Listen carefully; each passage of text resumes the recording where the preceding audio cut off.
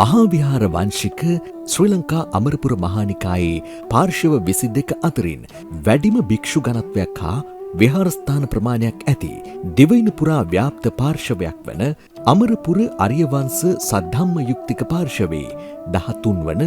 ශ්‍රීමත් මහානායක ධුරයට පත් පෑලියගොඩ ගංගාරාම මහා විහාරාධිපති ශ්‍රී ජයවර්ධනපුර විශ්වවිද්‍යාලයේ හිටපු කතිකාචාර්ය අග්ගමහා සද්ධම්ම ජෝතික ධජ ධම්මසේනාපති භාෂාන්තර විශාරද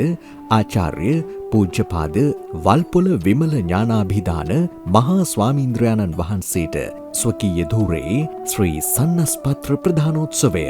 ශ්‍රී ලංකා අමරපුර මහනිකායේ ශ්‍රීමත් උත්තරීතර මහානායක අධ්‍යාපනපති පූජ්‍යපාද කරගොඩ උයන්ගොඩ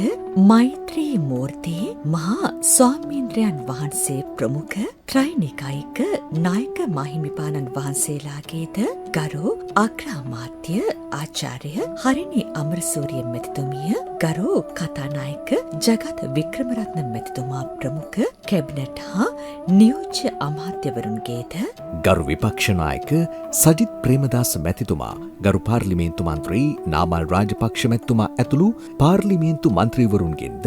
දෙස් විදෙස් සම්භාවනීය ආරාධිත අමුත්තන්ගේද ප්‍රධානත්වයෙන් 2026 ජුනි මස 6 වෙනි සෙනසුරාදා දින පස්වරු 2ට කොළඹ බණ්ඩාරනායක අනුස්මරණ ජාත්‍යන්තර සම්මන්ත්‍රණ ශාලාවේදී පැවැත්වේ. මෙම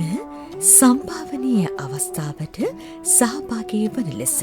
අමරපුර අරියවංශ සද්ධම්ම යුක්තික පාර්ශවය මගින් ඔබ සැමට